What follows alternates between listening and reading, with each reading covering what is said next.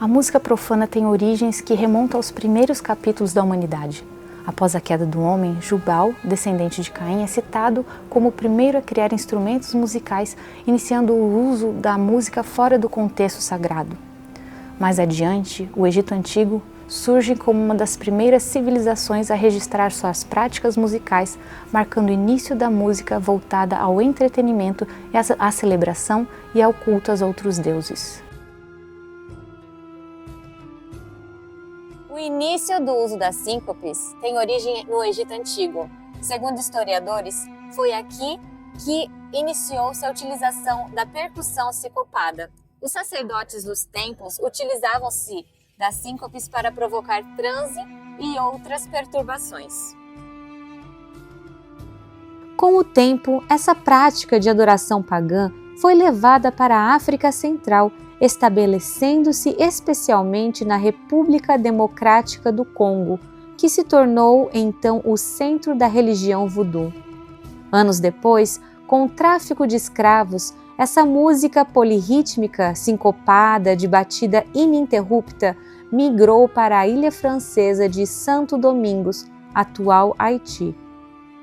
Após a Revolução e Independência do Haiti, grande parte da população migrou para os Estados Unidos, no estado de Louisiana, que anteriormente era colônia francesa. E na cidade de New Orleans, tanto escravos africanos como haitianos livres se reuniam aos domingos num local que ficou conhecido como Congo Square. Inclusive, eu já estive lá, e é uma praça onde eles cantavam, tocavam e dançavam, preservando os seus rituais e música voodoo.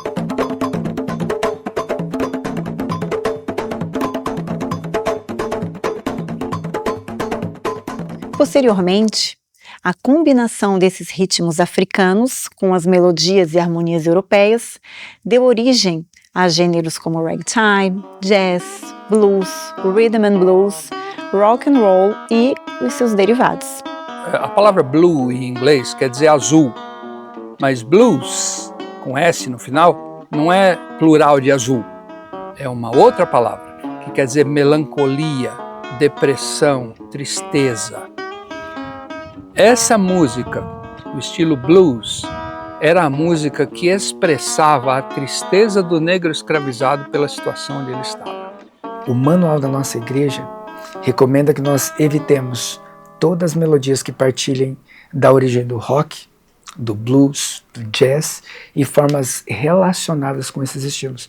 E por quê? Essas formas de músicas estão relacionadas com ideias pagãs, estão relacionadas também com coisas de muito de baixo nível. Por exemplo, o rock, por exemplo, o jazz, são expressões bem chulas e que denotam um estilo de música que nos puxa para baixo. E todos esses ritmos, eles inevitavelmente vão ter algum tipo de influência sobre o nosso organismo. No final do século XIX, nos cabarés de Nova Orleans, surgiu uma nova música. Essa música veio do blues, juntou com as músicas de bandas marciais e de orquestra dos brancos, fez uma amálgama e surgiu o jazz.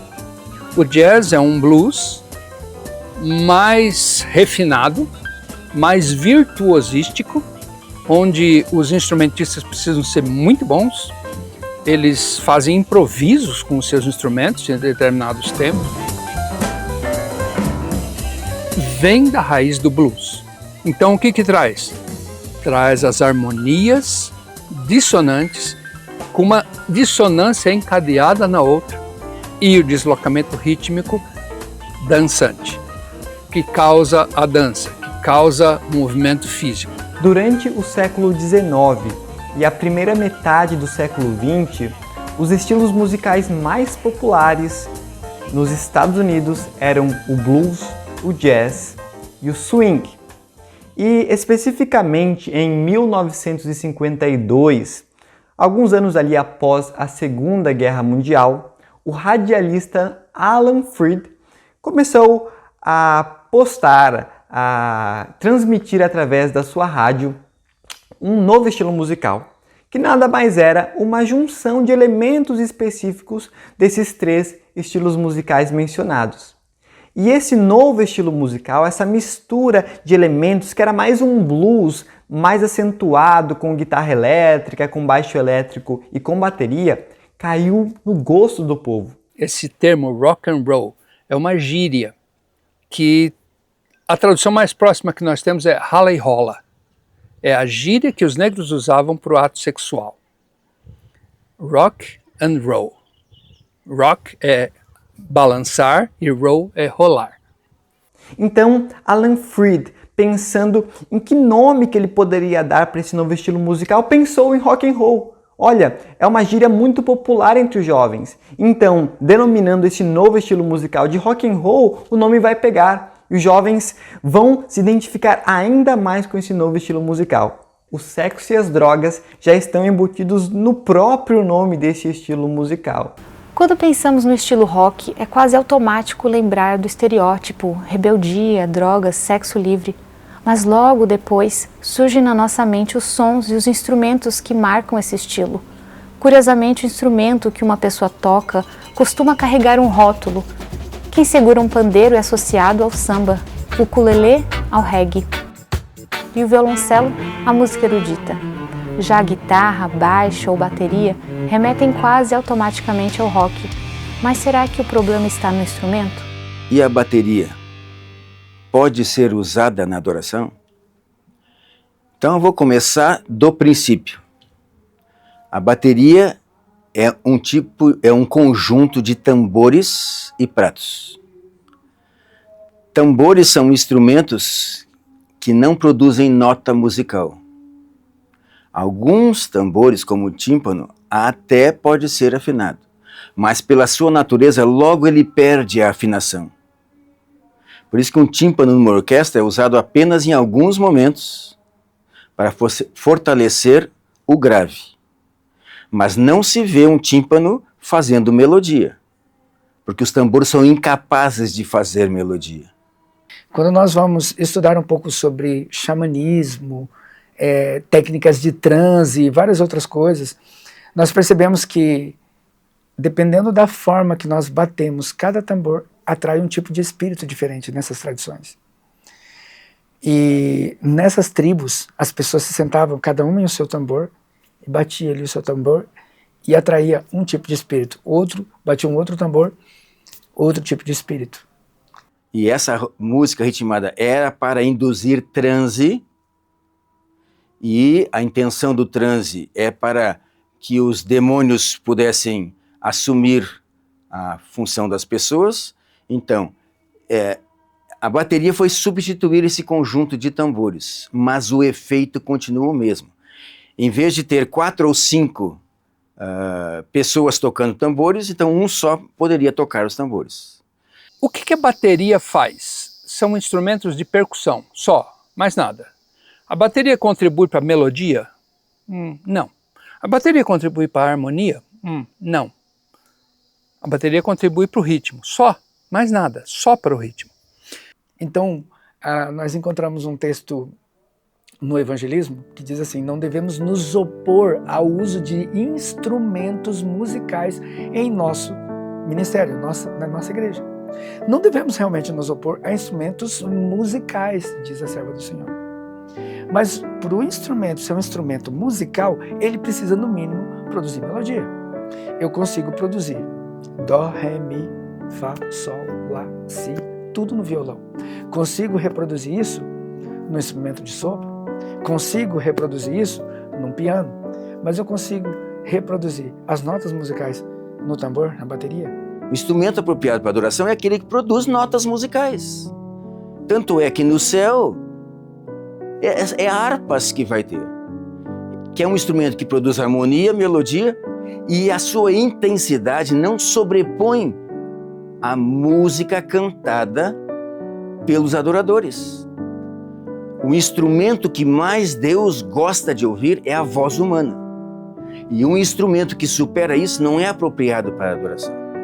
Acontece que a melodia é onde a palavra é trazida à mente, é na melodia que a palavra, que é o que deve ser o nosso foco, nosso objetivo primário, na música na igreja, é na melodia que a palavra navega. O ritmo existe porque é necessário, a música existe no tempo, então para que o tempo seja organizado é preciso ter um ritmo. A bateria só contribui para esse elemento da música. Tá? Qual foi o objetivo da criação da bateria? Foi para fazer o ritmo, aquele ritmo que veio das religiões pagãs chamada voodoo, para induzir transe, para que fosse colocado agora junto com outras músicas, né? E ali veio o rhythm and blues, veio o jazz, o rock. Então a bateria foi criada exclusivamente para fortalecer essa música. Qual é a característica dessa música ou o que faz com que essa música seja tão utilizada justamente pelos seus efeitos? Então, o que caracteriza o rock é o ritmo sincopado. A bateria, ela foi criada para o ritmo sincopado. A maior contribuição do ritmo é para manifestações físicas, excitando movimentos motores do corpo, movimentos do corpo. Então, a bateria só vai contribuir, a bateria, cajon ou outros instrumentos percussivos, só vai contribuir para movimentação, tá? Ele não contribui para o espírito de contrição, não contribui para o espírito de entrega, não contribui para o espírito de aproximação com Deus. Contribui para movimentos corporais. É isso que nós queremos nos nossos cultos. Precisamos pensar isso. Além disso, quais os efeitos do ritmo da bateria e do som da bateria no nosso organismo? É estimular movimentação física. A música de adoração não tem movimentação física. Mas o motivo para a bateria não ser utilizada na adoração. Outra coisa, estimula hormônios do estresse e outros hormônios que produzem prazer. Por que será que hoje tantas pessoas estão preocupadas e querem usar a bateria na igreja? Porque começaram a escutar músicas seculares que contêm bateria e esse ritmo, causou vício e agora querem também que a música da adoração, executada no sábado, alimente o seu vício. Mas esse efeito é causado em todos os adoradores. Mesmo aqueles que não têm vício estão sendo influenciados e sofrendo os efeitos da bateria e do seu ritmo. Quando eu digo da bateria, é o ruído produzido por ela. E o ritmo é o ritmo sincopado produzido por ela. Outro instrumento é o cajon, que está sendo bastante usado também. Minha igreja não tem bateria, mas tem o cajon. O que é o cajon? O cajon surgiu no Peru, com os negros escravizados do Peru, que eles foram tirados dos seus instrumentos musicais nativos. O que eles fizeram? Pegaram caixas vazias de frutas e, sentados em cima, começaram a bater nessas caixas e tal. Mesmo que nós pegássemos a bateria, colocássemos a bateria num tanque batismal, vamos batizar a bateria, ela vai sair dali e vai continuar fazendo ruído e fazendo barulho e vai continuar sendo tocada para ritmo sincopado. Quanto melhor tocarmos a bateria, mais ritmo sincopado e mais ritmo de rock e jazz ela vai fazer. Não importa se esse músico for formado ou não for formado, menos consagrado ou mais consagrado. No meu entendimento, o músico consagrado não usa esse tipo de instrumento para adoração. Meu nome é Adriano, eu tenho 38 anos e hoje eu sou estudante do 5º ano de medicina. Mas antes eu também cursei a faculdade de música na Universidade de São Paulo, então eu também sou músico. Eu estudei licenciatura na USP, eu estudei percussão sinfônica na Escola Municipal de Música de São Paulo, e estudei bateria também na antiga ULM, Universidade Livre de Música, lá em São Paulo. Fui professor de percussão, de bateria por muitos anos em conservatórios, eu toquei e gravei com muitos grupos aí ao longo dessa jornada. Depois de muitos anos e depois de passar por um momento muito difícil na minha vida, Eu assisti uma semana de oração que foi como um divisor de águas, tanto na minha vida espiritual, na minha relação com Deus, né? E depois disso, várias mudanças aconteceram na minha vida. E uma delas, muito importante, foi que a minha sensibilidade com algumas coisas mudou. E uma delas foi a bateria. Naquele período, através de todas as mudanças que eu tinha feito na minha vida, a minha alimentação, todas as coisas que eu vejo, todas as coisas que eu escuto, e etc., né? Eu não me sentia mais confortável em ser um percussionista no âmbito da igreja.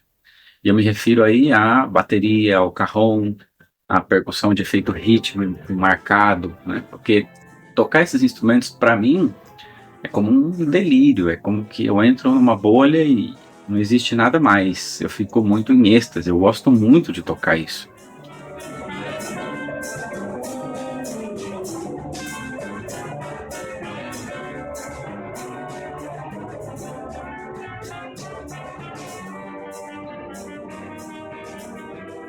Mas no meio disso tudo, onde é que ficou o sentido? Onde é que ficou o sentido da letra, da música? Que muitas vezes não tem muita profundidade, né? Onde é que ficou a razão do louvor no meio do que parece ser só emoção? E nessa época eu não tinha conhecimento de fisiologia para entender o que acontecia. Hoje eu entendo muito melhor que nós somos seres fisiológicos, bioquímicos. O tempo todo a gente está produzindo neurotransmissores, hormônios, etc., que geram uma resposta do nosso corpo e do nosso corpo para fora. Ou seja, nesse caso específico da bateria, do ritmo marcado, são estímulos que estão chegando ao meu corpo, que chegam ao meu cérebro e que estimulam uma resposta. Respostas, na verdade, né? Que respostas são essas? Começando pelo básico, ao ouvir, ao participar de uma música percussiva, ritmada, quer você queira ou não, vai gerar uma resposta.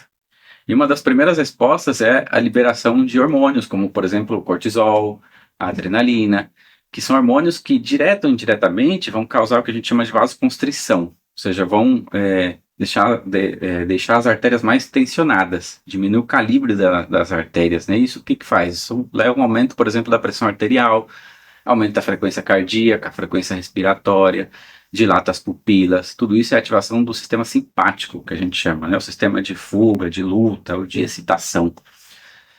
A música ritmada, com bateria, o ritmo marcado em excesso, essas ondas, elas entram pelo meu sistema aditivo e chegam ao cérebro em algumas regiões que são responsáveis pelo sistema de recompensa.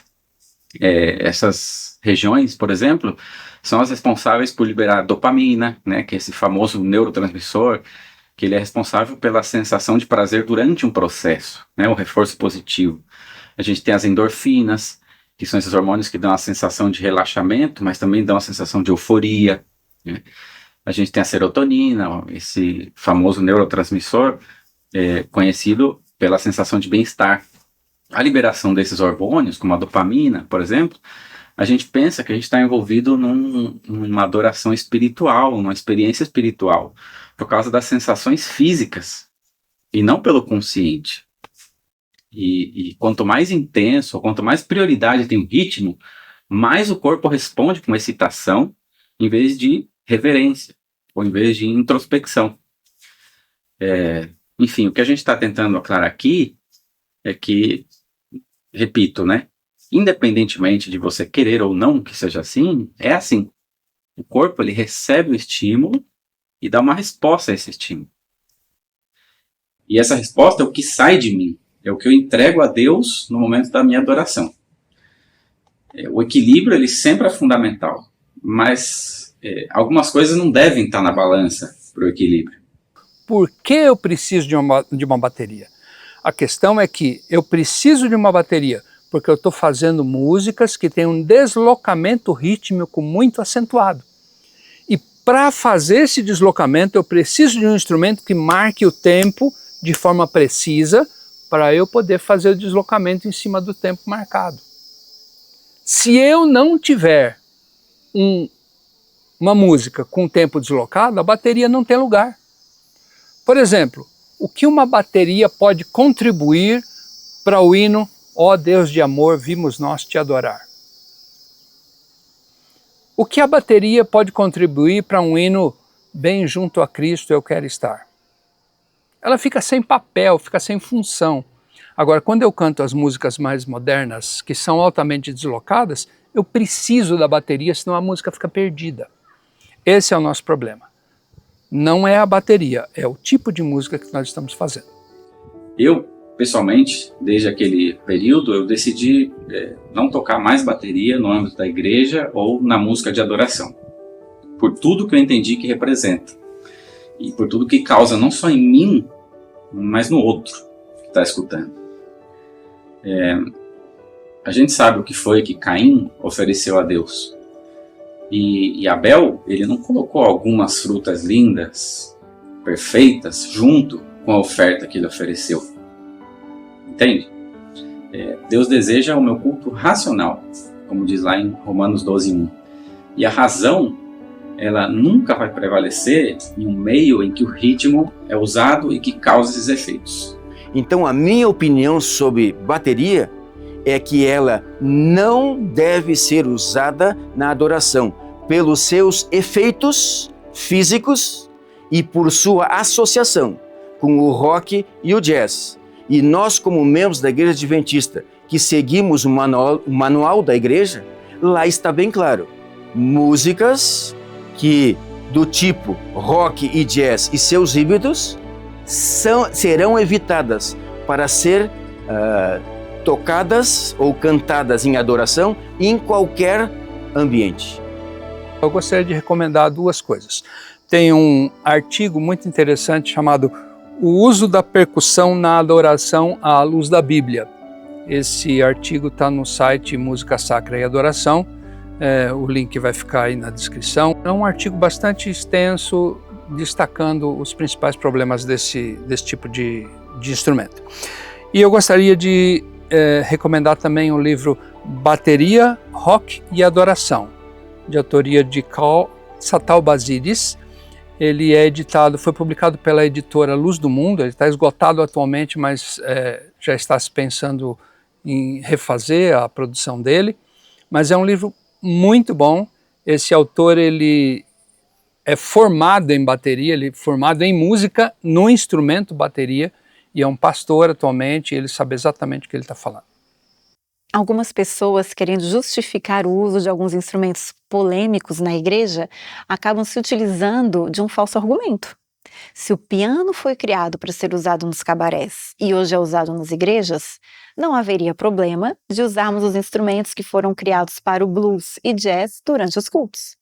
Mas será que é mesmo assim?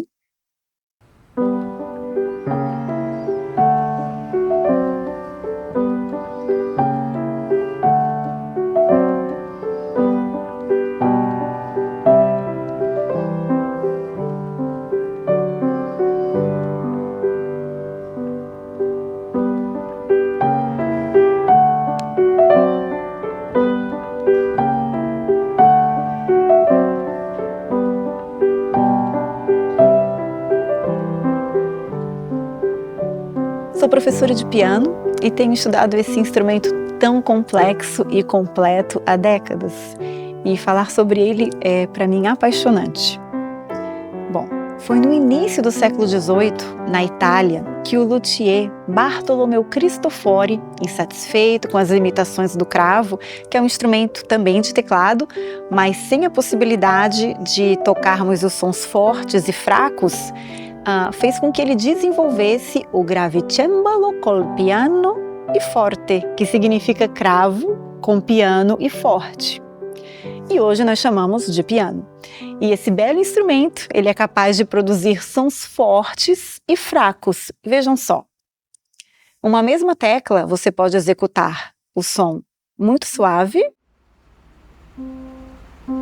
ou forte. E não tínhamos isso no cravo. Então essa foi uma grande evolução tecnológica da época para os instrumentos de teclado. Com isso, vale mencionar que foi apenas no final do século XIX, início ali do século XX, especialmente com o surgimento do ragtime e do jazz, lá nos Estados Unidos, que o piano começou a ser utilizado em cabarés, pois o instrumento estava se popularizando ainda mais em ambientes de entretenimento. Portanto, dizer que o piano foi criado para os cabarés, isto é, que possui origem profana, com o intuito de validar o uso da bateria nas músicas da igreja, é um argumento falso. O piano foi criado muito tempo antes de ser usado nos cabarés. Porém, a despeito da origem dos instrumentos, a bateria deve ser rejeitada, acima de tudo, pelos efeitos que ela provoca no nosso corpo. Há ainda a questão de a escola dos profetas usar, e isso está relatado na Bíblia, usava tambores e flautas. Inclusive é citado no livro de Samuel que Saul, quando foi consagrado como rei, encontrou com profetas que vinham profetizando ao som de tambores e flautas. Qual é a instrução aí nesse caso?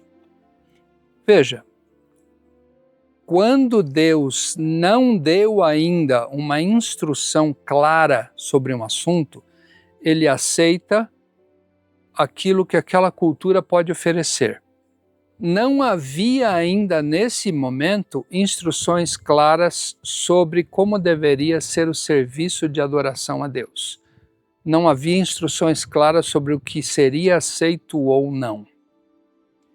Além disso, os profetas não estavam no ambiente do templo, isso só veio bem depois. E aí, quando o templo foi formado, Deus deu a Davi, através de Natã e Gade, os profetas de Deus, deram a Davi as instruções diretas de como deveria ser organizado o serviço levítico. A partir deste momento, nem tambores, nem flautas foram jamais usados na música a Deus.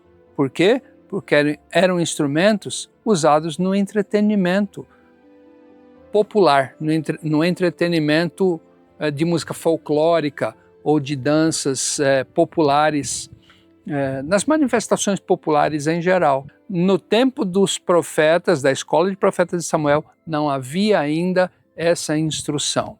Então, sim, Deus aceitou perfeitamente aquilo que os profetas ofereciam, tá? Eles estavam profetizando ao Senhor dentro da luz que eles possuíam. A Bíblia é bem clara ao dizer que Deus não leva em conta o período de ignorância. Deus vê o coração, não tanto a manifestação exterior. Acontece que se há uma instrução clara, não seguir essa instrução demonstra que o coração está em rebeldia para com Deus. Portanto, o coração está em falha e não a manifestação em si. No caso dos profetas, não era esse o caso. Eles estavam fazendo aquilo de coração, louvando realmente a Deus, e Deus aceitou. Para muitos que não sabem, na região africana, usa-se um instrumento que passou a ser chamado popularmente como tambor. Em minha terra, ela é chamada de batuque. O batuque é um instrumento de percussão, em que ele é usado especialmente em rituais específicos. Quando numa determinada aldeia está para se realizar um ritual que envolve uma festa aos antepassados ou aos espíritos das pessoas que morreram, normalmente existe uma classe separada de homens que não é qualquer pessoa que vai tocar o batuque. Porque esses homens, eles são preparados e instruídos que, de acordo com o ritmo, eles estão invocando e chamando um espírito específico para se manifestar naquele preciso momento. Batidas similares ao funk, por exemplo, que muita gente não sabe, eles não fazem ideia que tipo de espírito está sendo evocado naquele preciso momento. Na África, batidas como estas, elas são utilizadas em momentos de rituais de circuncisão, momento de rituais também para evocar os espíritos da chuva, o espírito da caça e o espírito de proteção. Em alguns momentos, quando se trata de um ritual ou de uma tradição ligada ao casamento, os batuques são tocados num ritmo específico em que eles evocam o espírito da sedução, o espírito do amor, onde as pessoas dançam freneticamente e elas podem até dançar a noite inteira. Vocês percebem quão importante é a gente compreender a diferença de seguirmos a orientação divina ao invés de nos atearmos às tradições? Se Davi, através da sua música, tocando a sua harpa, não cantando, mas tocando, os espíritos maus eram afastados, então o que você acha? Na África, quando existem rituais em que envolve a evocação de espíritos, é usado o batuque. E quando o batuque, ou tambor, como queiram chamar, usando os mesmos ritmos, as mesmas frequências, muitas vezes são demônios que estão sendo evocados nos nossos cultos de adoração e não os anjos celestiais. Respeitar as culturas de cada país não significa dizer que é permitido trazer para dentro da música sacra elementos de música popular, com seus estilos, instrumentos profanos, como o batuque que eu mencionei, e outros que são usados na minha terra, como o pisange e a marimba. Se por acaso alguma igreja adventista na África utiliza esses estilos culturais em suas músicas religiosas, isso é tão errado quanto no Brasil. Algumas igrejas adventistas trazem para dentro da igreja estilos populares como o rock e o samba. E com certeza esse estilo precisa ser rejeitado, porque eles são completamente profanos. É errado valer-se do argumento de que se a igreja adventista do sétimo dia na África utiliza instrumento como batuque ou tambor, como queira chamar, por exemplo, que isso seja permitido fazer em outras igrejas, seja no Brasil ou qualquer outro lugar do mundo. Precisamos seguir aquilo que é a orientação divina, porque na verdade nós somos tirados da cultura do mundo, da cultura do pecado, para uma cultura santa e sagrada. Esta é a cultura do qual nós devemos seguir, orientação divina, e não nos prendermos nas culturas profanas.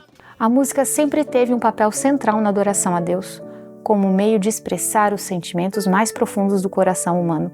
No entanto, nem toda forma de música é aceita por ele. Independentemente da cultura a qual pertencemos, seja africana, asiática, europeia ou outra, existe um padrão universal que agrada ao Senhor. Este padrão vem da cultura do céu. Assim, a música sacra deve ir além das influências culturais, locais e se alinhar ao modelo do céu. Alguns buscam justificar o uso de certos instrumentos, como a bateria, baseando-se em textos bíblicos fora do contexto, como o episódio de Miriam tocando os tamborins após o Êxodo. Contudo, este momento ocorreu antes de Deus revelar diretrizes claras sobre a adoração e foi influenciado pela cultura egípcia na qual os hebreus viveram por séculos. No contexto egípcio, as mulheres que eram musicistas, elas usavam os instrumentos como os tamborins em celebrações. Deus não havia dado diretrizes claras sobre a música da adoração, mas aceitou aquele louvor como um ato sincero de gratidão, mesmo que influenciado pela cultura do cativeiro. Deus nos chama a uma música de louvor pura, reverente e livre de influências mundanas. Que nossas escolhas musicais reflitam a santidade do céu. Adore com discernimento e fidelidade. O céu espera por uma adoração verdadeira.